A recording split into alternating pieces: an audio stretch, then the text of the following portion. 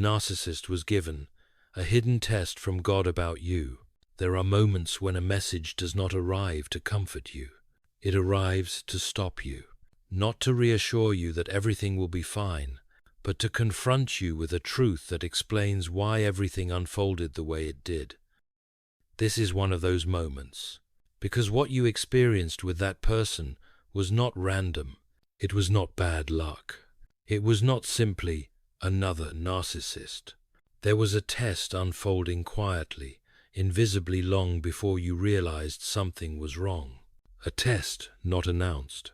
A test not explained. A test not negotiated, and the one being tested did not know they were taking it. The narcissist was given a hidden test from God about you, not because you were weak, not because you were naive, but because proximity to another human soul has always been the place where truth is revealed. Some tests are not about skill or intelligence. They are about what a person does when they believe no one is watching. If this resonates, it is not because you are still searching for justice. It is because justice has already begun to clarify itself. If you want to continue walking through these truths without noise, I invite you to subscribe to this channel and walk with us in discernment and faith, remaining anchored in God's order, even when others collapse under it. And once that possibility settles in the mind that something unseen was taking place, the question naturally shifts away from what happened toward what was being revealed. Hidden tests are never announced. Hidden tests are never announced because announcement would change the answer. If a person knows they are being examined, they adjust, they perform, they manage appearances. But when no warning is given, when no rule is spoken aloud, when no consequence is immediately visible, a person does not act strategically, they act instinctively, and instinct reveals structure. It reveals what has been formed over years, not what can be improvised for a moment. This is why God's most serious tests arrive quietly. They arrive in ordinary relationships, in prolonged proximity, in repeated access to another human being. The narcissist was never told, "This is a test." And dol agrembas, they were simply given closeness without supervision, influence without applause, space to act without immediate resistance. And in that space, something far more revealing than any confession took place. Because hidden tests do not measure what someone claims to believe. They measure what someone consistently returns to when pressure is low and power feels secure. The narcissist believed they were free, free to interpret, free to reframe, free to shape reality in ways that benefited them. They mistook silence for permission. They mistook patience for weakness. They mistook your restraint for submission.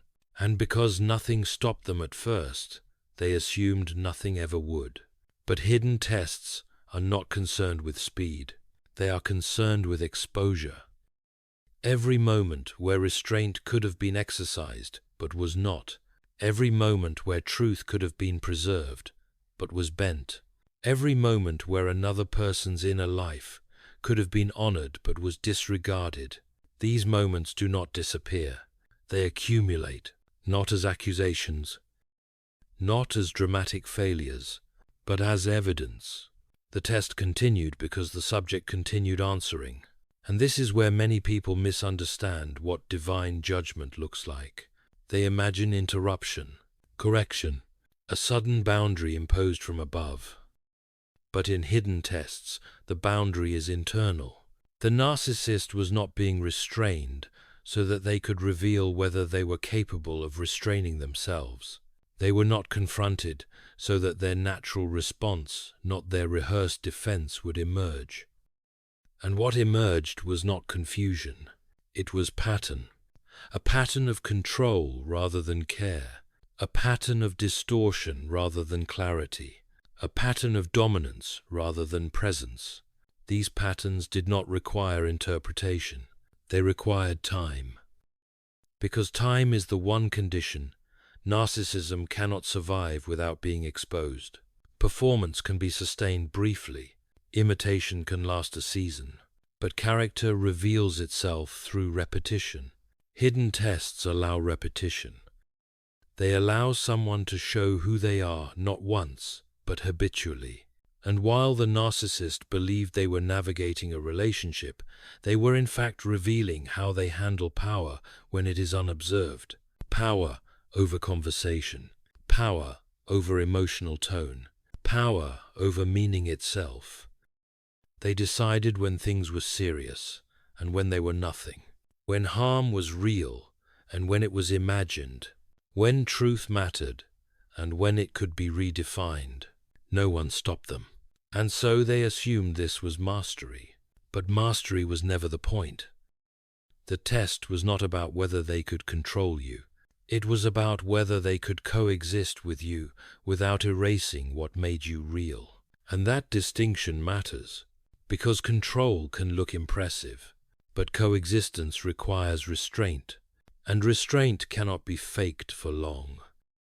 So the test continued not because God was absent, but because clarity was still forming.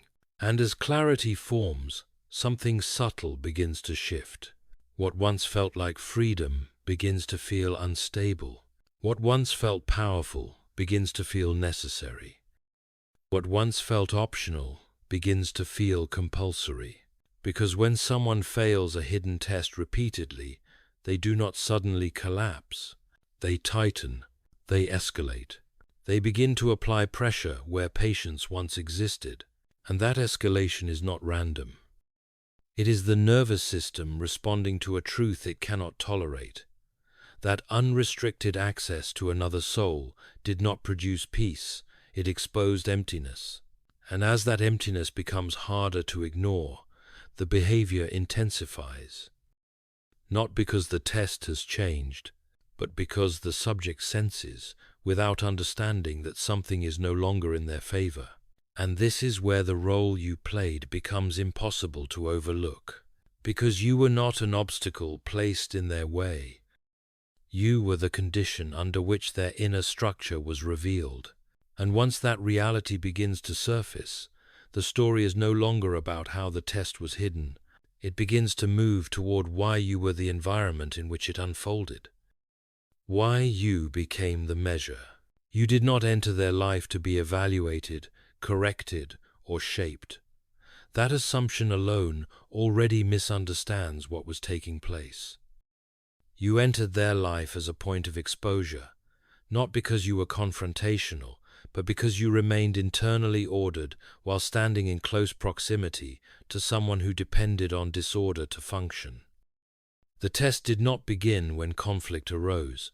It began the moment your presence introduced a reality they could not fully bend to their will. What made you the measure was not your strength in the conventional sense. It was your refusal to abandon coherence when pressure was applied. You did not dissolve into confusion to preserve harmony. You did not rewrite your own perception to keep the relationship intact. You did not sacrifice inner alignment for approval. And that refusal quietly destabilized a system that survives only when other people adjust themselves to maintain it. The narcissist does not experience another person as an equal presence. They experience people as variables, inputs to be managed, reshaped, or reduced until the internal tension subsides. As long as someone adapts, minimizes, or absorbs blame, the system remains stable. But when someone remains grounded without becoming aggressive, when they maintain clarity without needing to dominate, the narcissist encounters something they cannot categorize. That encounter is not perceived as neutral. It is perceived as threat. This is why the shift often occurs when you become calmer rather than louder, when you stop arguing and start observing, when you no longer need to convince them of reality because you are no longer confused about it yourself. At that point, the narcissist begins to feel exposed without understanding why. They sense a loss of control, not over you, but over the narrative they rely on to regulate themselves. And because they cannot tolerate that sensation, their behavior escalates. The escalation is not about conflict resolution, it is about restoring dominance. Pressure replaces persuasion, distortion replaces dialogue, emotional intensity replaces meaning, and each attempt to regain control becomes another response in a test they do not realize they are failing. What is crucial to understand is this: you did not become the measure because you demanded accountability. You became the measure because you remained present without surrendering your inner position. You did not disappear to make the situation easier. You did not become smaller to preserve their comfort. You did not accept blame that was not yours simply to restore peace. And in doing so, you revealed something the narcissist could not survive being confronted with for long: their inability to coexist with another human being who remains real. This is where many people carry unnecessary guilt. They assume that if they had been gentler, quieter, more flexible, or more forgiving, the outcome would have been different. But flexibility was never the issue. The issue was whether the narcissist could remain in relationship without erasing the other person's reality. That capacity was being measured continuously, not by confrontation, but by proximity.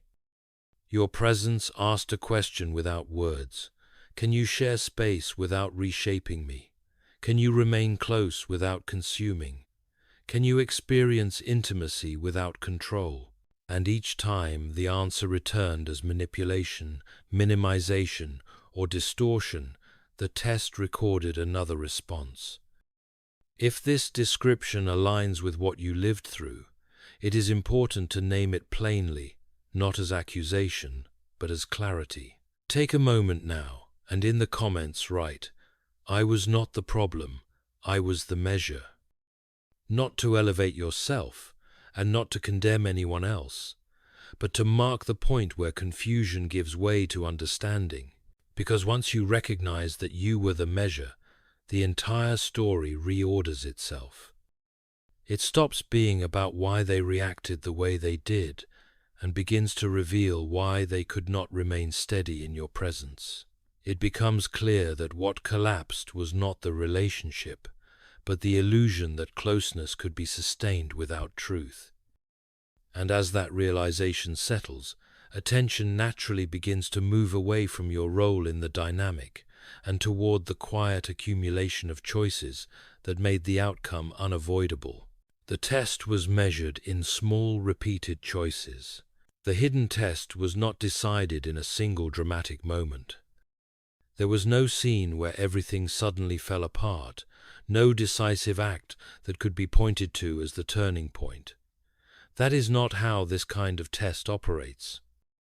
It unfolds quietly, through repetition, in the ordinary flow of daily interaction, where choices are made without ceremony and consequences do not appear immediately. What was being measured was not intensity, but consistency. Each small decision carried weight because it revealed direction, not where someone claimed they were headed, but where they were already oriented. When patience was required, did they slow down or press harder? When disagreement arose, did they seek understanding or dominance? When another person expressed pain, did they pause or redirect the conversation back to themselves? None of these moments looked significant on their own. Taken together, they formed a pattern that spoke more clearly than any confession ever could. The narcissist believed these moments were insignificant. They treated them as tactical adjustments, minor manipulations, harmless reframings necessary to keep things moving in their favor. They did not realize that what felt like improvisation to them was functioning as a continuous response to an unspoken examination. Hidden tests are not concerned with excuses or intentions. They are concerned with what is chosen again and again when restraint would require humility. What made the test decisive was not the severity of any single action, but the absence of correction over time. There were opportunities to stop, to reconsider, to repair. Opportunities to acknowledge harm without deflection, to hear truth without reshaping it, to remain present without asserting control. Each opportunity passed without being taken. Not because the narcissist was unaware of the harm, but because acknowledging it would have required a level of inner regulation they did not possess. This is where the illusion of control quietly collapses. Control can dominate a moment, but it cannot sustain a pattern without cost. The more often distortion is used to manage discomfort, the more necessary it becomes. What begins as a choice becomes a dependency. Pressure replaces listening. Intensity replaces clarity. Certainty replaces understanding. And over time, the behavior hardens into habit. Hidden tests allow habits to form because they do not interrupt the process. They let someone become more fully themselves. And as the narcissist repeated the same responses, deflecting responsibility, minimizing impact, reframing reality to protect their position, the test did not escalate. It simply continued recording. There was no rush to conclusion because the conclusion was forming on its own. What is often misunderstood is that these tests are not about catching someone doing something wrong. They are about observing whether a person can remain in proximity to another human being without gradually eroding what makes that person whole. The measure is not perfection, it is direction, and the direction became unmistakable as small choices accumulated into a coherent trajectory. The narcissist did not lose because they made mistakes. Everyone does. They failed because the same choice kept being made when alternatives were available. Each repetition narrowed the possibility of a different outcome. Each refusal to pause closed another door that might have led somewhere else. Eventually, the pattern became so established that nothing new could emerge from it. By the time consequences became visible, the test had already reached its conclusion. Not through judgment imposed from outside, but through alignment revealed from within. The person who consistently chooses control over care, dominance over presence, distortion over truth, does not suddenly change when the cost becomes apparent. They simply experience the result of the direction they have been traveling all along. And this is where the story begins to turn toward the question that unsettles most people. If the test was decided quietly, through small, repeated choices, then the failure was not accidental. And you won't believe why they failed. The failure did not come from ignorance. It did not come from weakness. It did not come from a lack of opportunity. That is what unsettles most people when they finally see it clearly. The narcissist failed not because they did not know better, but because they could not remain better once power felt secure. The test was never about awareness, it was about capacity. Specifically, the capacity to stay restrained when restraint offered no immediate reward, to stay honest when distortion felt easier, and to remain present to another human being, without turning that presence into a means of control. At the heart of the failure was a single inability that expressed itself in many forms. They could not hold closeness without possession. When proximity increased, so did their need to manage. When intimacy deepened, so did their impulse to dominate the narrative. When trust was offered, it was treated not as something to be protected, but as leverage to be used. This is where the failure becomes unmistakable. They were given access to a soul and responded as if they had been given a tool. They were given influence and treated it as entitlement. They were given closeness and interpreted it as permission to reshape reality so that discomfort would never have to be faced internally. And each time they chose that path, the test recorded another confirmation of what was already becoming clear. The failure was not dramatic because it did not need to be. It was comprehensive.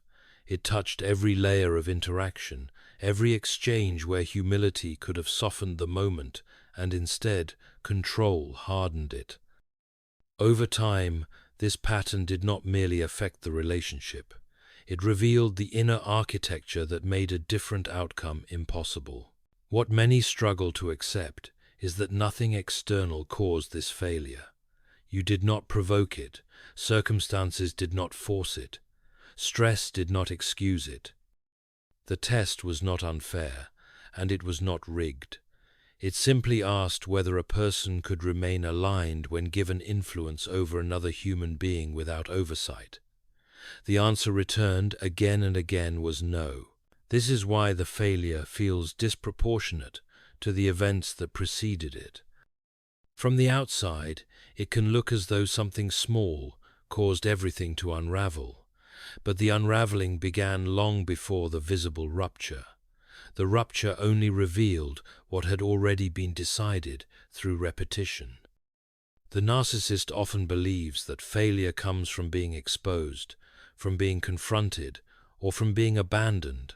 In reality, the failure occurred much earlier, at the moment when they consistently chose self-protection over shared reality. Once that choice became habitual, the outcome was no longer a matter of chance. This is where divine judgment is frequently misunderstood. It is not always expressed through sudden loss or public consequence. More often, it takes the form of withdrawal. Not abandonment, but removal of conditions that once sustained illusion. What was once possible becomes increasingly hollow. What once felt powerful begins to feel brittle. What once seemed controllable becomes unstable. The failure, then, is not merely that the relationship ends or changes. The deeper failure is that the narcissist remains unchanged in the one area that mattered most. They leave the situation carrying the same structure that caused the collapse, and so the pattern repeats elsewhere, under different names, with the same result. And this is the part that is difficult to witness without clarity, because from a distance it can appear as though they move on easily, as though nothing touched them, as though no reckoning occurred. But the reckoning is not designed to satisfy observers. It is designed to reveal alignment. And alignment does not announce itself. It manifests as consequence over time. What failed was not the narcissist's image. What failed was their capacity to remain in proximity to truth without needing to dominate it. Once that capacity was shown to be absent, the test had no reason to continue. Nothing further needed to be demonstrated. The record was complete. The conclusion did not require explanation. When the test ends without announcement, one of the most persistent misunderstandings about divine judgment is the expectation of spectacle. Many imagine that when a test ends, something visible must occur, an event, a collapse, a reversal dramatic enough to confirm that justice has been served. But hidden tests do not conclude in ways designed to satisfy observers. They conclude in silence, because silence is the only condition under which truth can settle without distortion. When the test ended, nothing appeared to change on the surface. The narcissist continued speaking, working, forming new connections, and presenting the same exterior confidence they had relied on before. There was no sudden interruption, no unmistakable signal that something essential had shifted. And that absence of visible consequence is often what confuses those who were harmed, because it creates the illusion that nothing was measured and nothing was decided. But the test did not end with an event. It ended with a withdrawal. Not a withdrawal of opportunity, but of alignment. Not a punishment imposed from outside, but the removal of conditions that once allowed illusion to function. What had been sustained quietly was no longer sustained at all.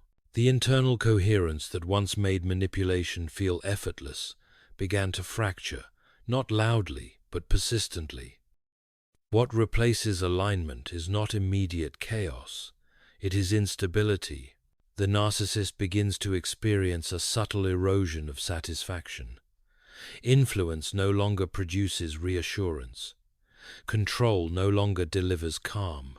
New relationships feel thinner, more transactional, less nourishing. They may not consciously register this shift, but they respond to it instinctively by repeating behaviors that once worked, applying more pressure where less is effective, escalating where restraint would be required. This is not repentance, it is compensation. And compensation always accelerates what it attempts to avoid. What is crucial to understand is that the silence following the test is not indifference, it is completion. Nothing more needs to be revealed because everything that mattered has already been shown. The test did not end because the narcissist improved or because circumstances intervened. It ended because further observation would not have added new information. From this point forward, consequences unfold not as correction, but as trajectory. A person who cannot remain grounded without domination does not suddenly find peace elsewhere. They carry the same structure into every new environment. The same responses emerge. The same tensions arise. The same outcomes repeat. And with each repetition, the distance between appearance and inner reality grows more difficult to sustain. Meanwhile, something else occurs also quietly. You are no longer positioned as a reference point within the distortion. You are no longer required to absorb, explain, or stabilize someone else's inner disorder. The confusion that once demanded constant interpretation begins to lose its authority over your attention. Not because you have resolved every question, but because the questions no longer lead anywhere meaningful. This release does not arrive as relief in the emotional sense. It arrives as clarity, the kind of clarity that does not need reinforcement, because it rests on understanding rather than hope. You stop monitoring outcomes. You stop waiting for visible justice. You stop measuring progress by signs of collapse, because the test has already done what it needed to do. This is where many people struggle, because the absence of visible consequence can feel like injustice. But justice that announces itself often invites distortion. Justice that remains quiet allows reality to take its course without interference. And reality, once aligned, does not rush. The narcissist is not spared consequence. They are confined to it. They continue living within the limits of the structure they revealed. They continue encountering the same relational dead ends. They continue mistaking control for stability and intensity for connection. And because the source of the problem remains unexamined, nothing fundamentally changes. This is not mercy withheld. It is mercy defined. Mercy does not always interrupt behavior. Sometimes it removes the illusion that behavior can produce life. What follows is not destruction, but barrenness, a repetition without renewal, movement without progress, connection without depth. And as that pattern unfolds, quietly and without announcement, the meaning of the test becomes clearer. It was never designed to create drama. It was designed to separate what could coexist with truth from what could not. Once that separation is complete, the story no longer centers on what happened during the test. It begins to turn toward what remains afterward and why one person is released while the other remains bound to the same unresolved structure. When the measure remains and the test is over, what remains after a hidden test is not celebration, and it is not vindication, it is alignment. You were not released because someone else was condemned. You were released because what could not remain in truth was no longer permitted to define your reality. The test did not exist to elevate you or to humiliate another. It existed to reveal what could stand in the presence of truth without needing to distort it. This is why there is no dramatic ending. God's justice does not rush to reassure those who were harmed, and it does not explain itself to those who failed. It simply restores order, quietly, completely, without spectacle. What aligns with truth remains. What cannot align is left to the consequences of its own structure. You do not need to watch what happens next. You do not need to wait for proof. The measure has already been taken, and the result does not depend on your attention. What was exposed will continue to unfold according to its nature, not according to your hope or your pain. This is where peace begins, not as emotion, but as position. You stand outside the distortion now, no longer required to participate in confusion or to carry the weight of someone else's refusal to see. The story has moved beyond explanation. It has moved into reality, and in that reality, there is nothing left to prove. Only the quiet certainty that what happened was not meaningless, that what ended did so for a reason, and that justice, true justice, does not need to announce itself to be final.